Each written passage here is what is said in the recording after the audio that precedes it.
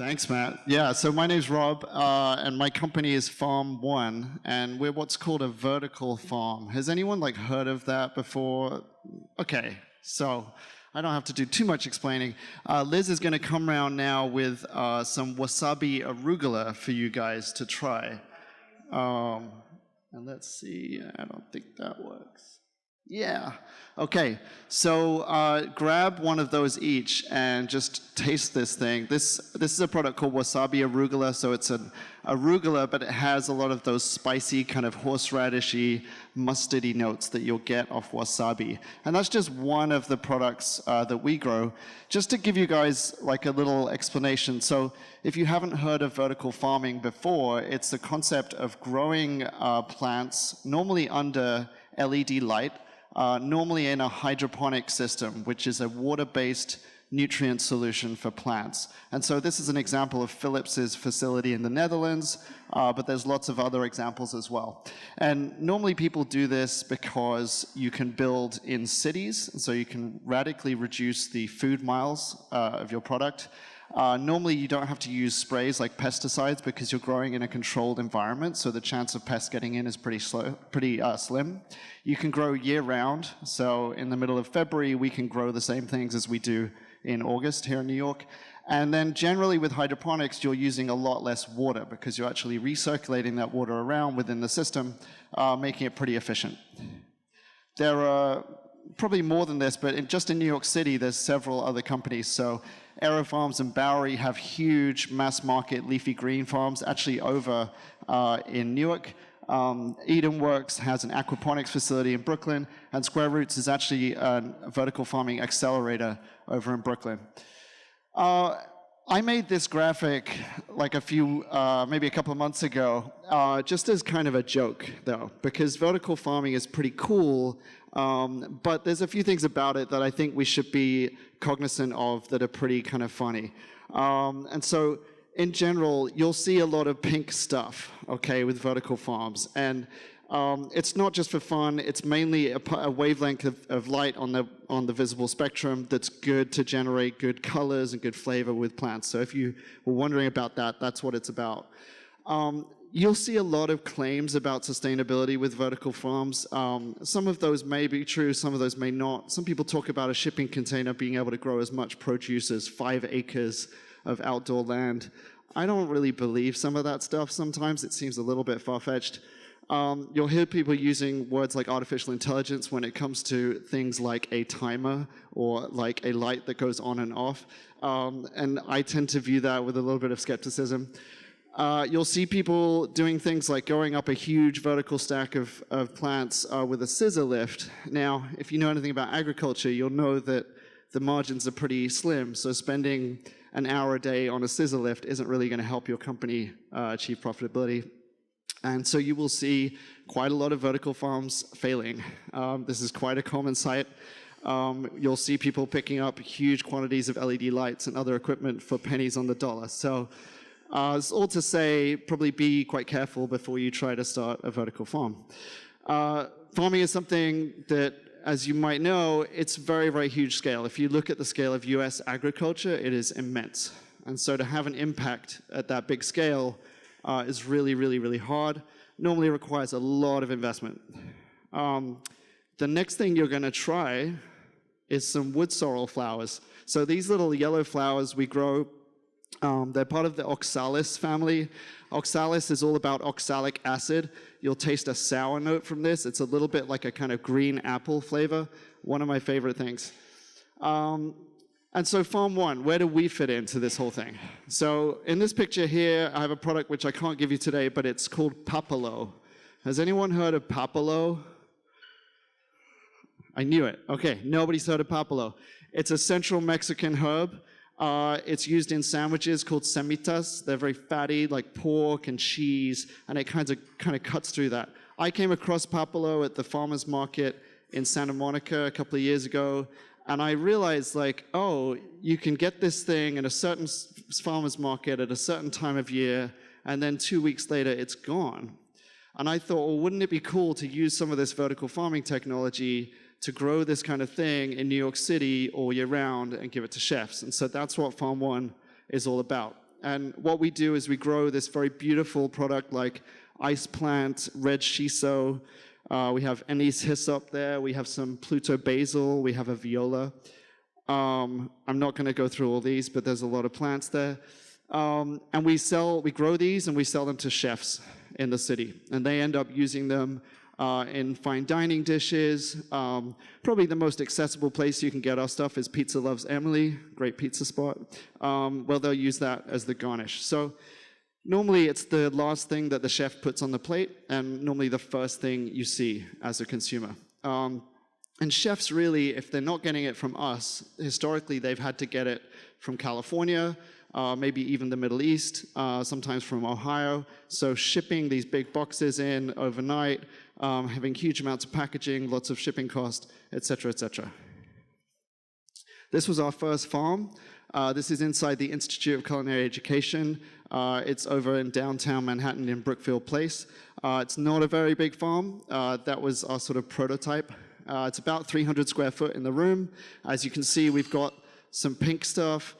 We've got some hydroponics going on. It's a very small, intimate little space. We were lucky enough to have some really fancy chefs in there. We've got Thomas Keller from the French Laundry. We have Danielle Ballud. It's not a very diverse world, I would say, the world of chefs, unfortunately. But we've been very privileged to have a lot of great guests come in. But in the end of last year, we had access to a space in Tribeca, which we started to build out. And that was the space that Matt visited. This space, luckily, was underneath the restaurant Atera. If you ever want to spend lots of money on a meal in Manhattan, I recommend Atera. It's great. And they're very, very kind to give us their space. They're great people to work with. So we kind of started planning out that space. We use a moving rack system. You might have come across this in warehousing, that kind of thing. There's about 2 companies in the US who make this stuff. So a bit of an oligopoly on pricing there, but it's very effective. It gives you a lot of extra space in a small space. So this is the farm now. We've now built it out, full of growing equipment. This gives us about 8 times more space as we had before. So still, by agricultural standards, a tiny farm, but for us, a big step up. And you can see we've got different kinds of lighting here. These are actually made by Fluence. If you want to build a farm like this, I recommend you check them out, Fluence. They're a company in Austin, Texas, doing really, really great agricultural lighting. And yeah, we still deliver on Subway and by bike. That's Wilson there, he's our sales guy. That's one of the reasons for being in the center of Manhattan. And these are the kind of customers we work with, so very much at that top end of the market. And you can see these are locations of our farms, and these are the Michelin-star restaurants in New York City. They're not all our customers yet, but you can see it gives us this ability to deliver to those guys in sort of 20 or 30 minutes. All right, the last thing you're going to taste. So this one is, it's safe, but it's quite an interesting plant. We call this toothache plant. It comes from Brazil. They call it jambu there. Other names for it are Sichuan button, buzz button, electric button. So you can see you're getting yourself in for something interesting. Chew the whole thing up. Don't be shy.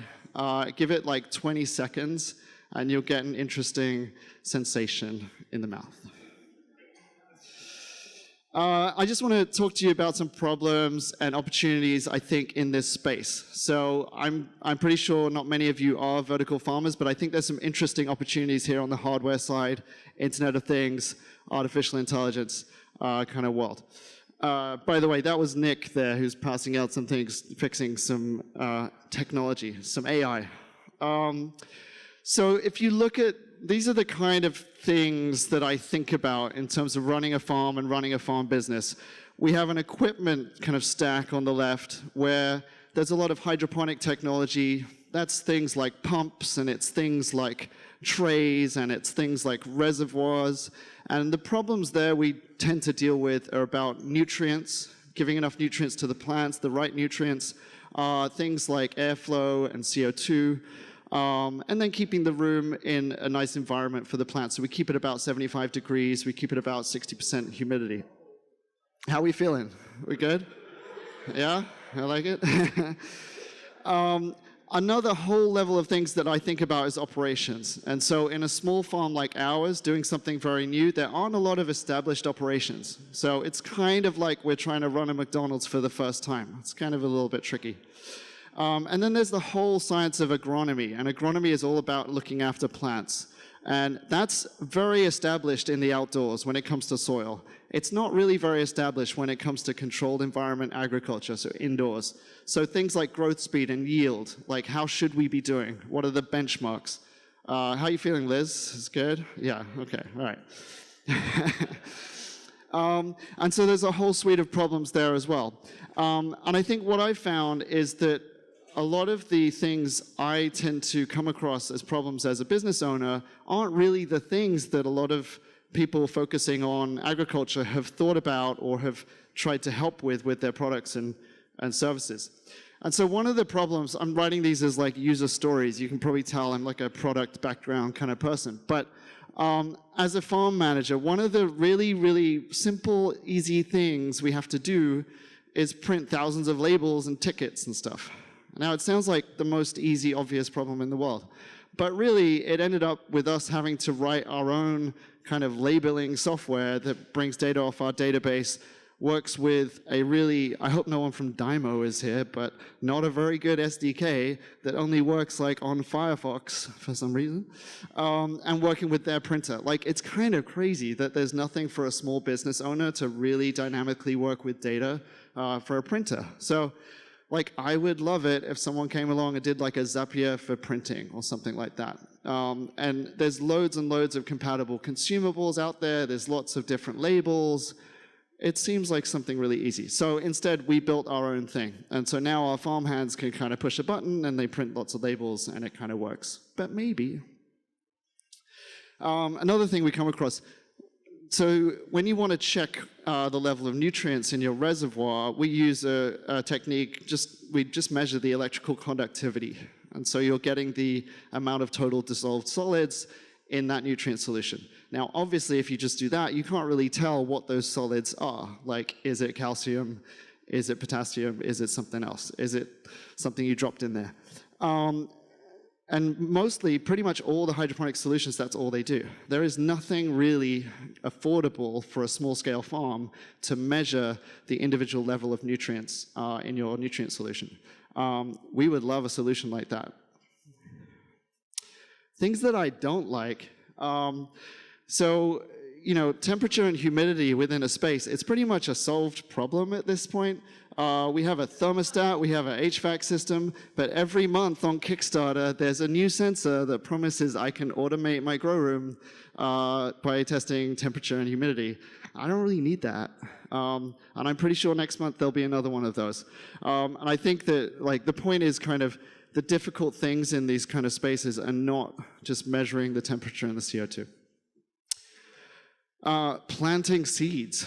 When was the last time someone planted a seed? Has anyone planted a seed here? Okay, like, all right, cool. Okay. So seeds, in case you didn't know, they all come in different shapes and sizes. Like, pretty much every single variety is a different shape and size. So it becomes this kind of crazy handheld process. And we kind of live with that right now. Even like very large-scale farms, they pretty much live with that. But maybe, you know, you can imagine a CNC-style little robot that would pick up something and identify a seed size and drop it in a particular site. That would be like my dream come true. So if anyone in this room is like working on this right now, like, please. I don't think anyone's working on it. Okay, all right. And another thing is we want to see how the plants are doing. It's actually really, really hard to figure out how a plant is doing without looking at it. You know, like, it's really, really hard to measure, especially because we grow so many different varieties. They all look different. They got different colors. So we kind of do a sort of semi-manual process with batch tags, with QR codes, and we have a little iPad app, and we kind of measure things. We really struggled to come across a good way to have a large-scale webcam array that's in any way affordable and that actually works in a humid environment. If anyone's working on that, I would love to hear. So we come up with our own kind of solutions for these things. And we muscle through it. We get through it. But we would love if people would work on more stuff like that. That's the end of my presentation. Thanks, guys.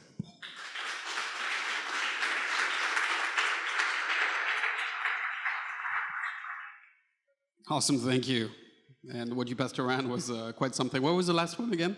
Toothache plant? Yes. Yeah. What do we think? Are we happy? Is it good? Yeah, we've got some fans. Okay. Some people really hate that. Yeah, that's quite something. It was pretty awesome. Thank you very much for the presentation and for passing this along. So just one question from me, and then we'll pass the mic. So what's next for you guys? Like, how are you building beyond what you currently have?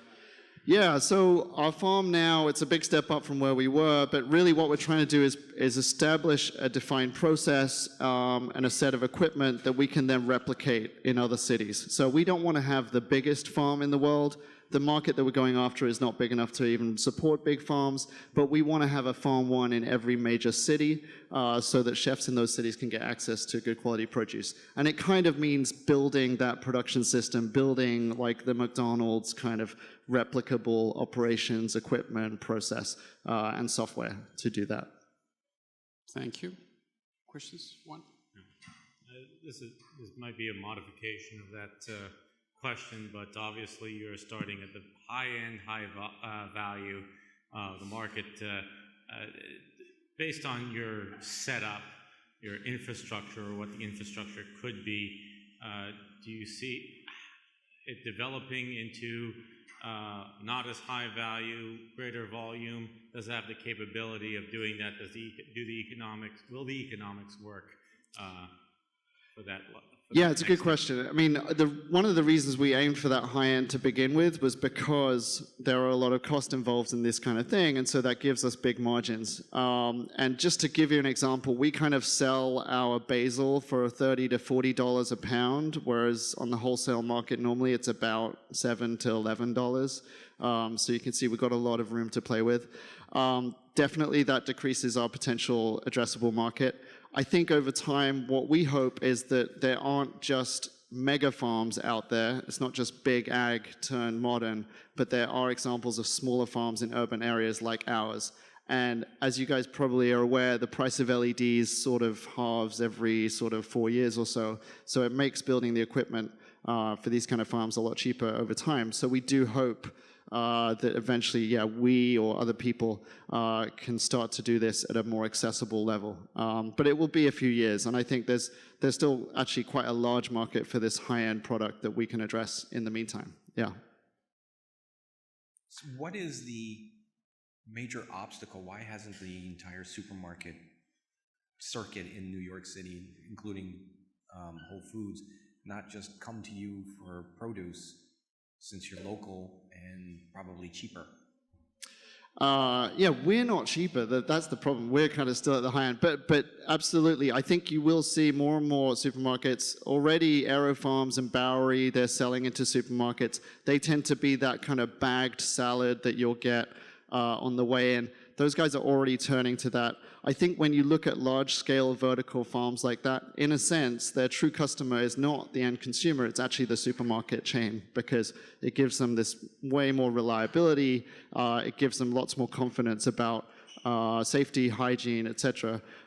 It's simply a really, really new industry. Like, you know, Aero Farms has only just sort of finished their first facility, like in the past 9 months or so.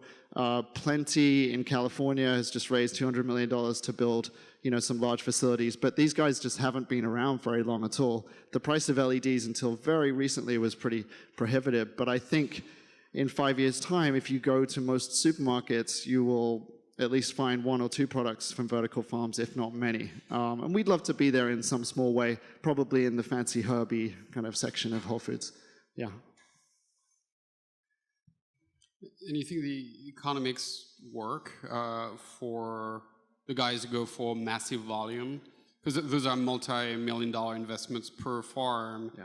And then at the end of the day, what you get is lettuce, right? I mean, for the most part, it's like a $3, whatever the price is, $3 or $4 lettuce that you get among another 10 different lettuces. Yeah, that's why I think it's really tricky, and that's why you've seen many, many people fail at this, because, like if you're building a huge vertical farm, to really have an impact on this industry, you need to be investing billions of dollars, really, to hit any kind of scale. And at that point, on the leafy greens, what you pay for in your salad mix, they're probably selling that for around $2 a pound. just to put it in context, you can, if you're lucky, you'll get like a pound of produce per square foot per month, right? So maybe $2 or so gross revenue per square foot per month on those leafy greens. It's very tough to make money that way. Yeah. Cool. Well, on that note, thank you so much. This was terrific. Really enjoyed it. Thank you.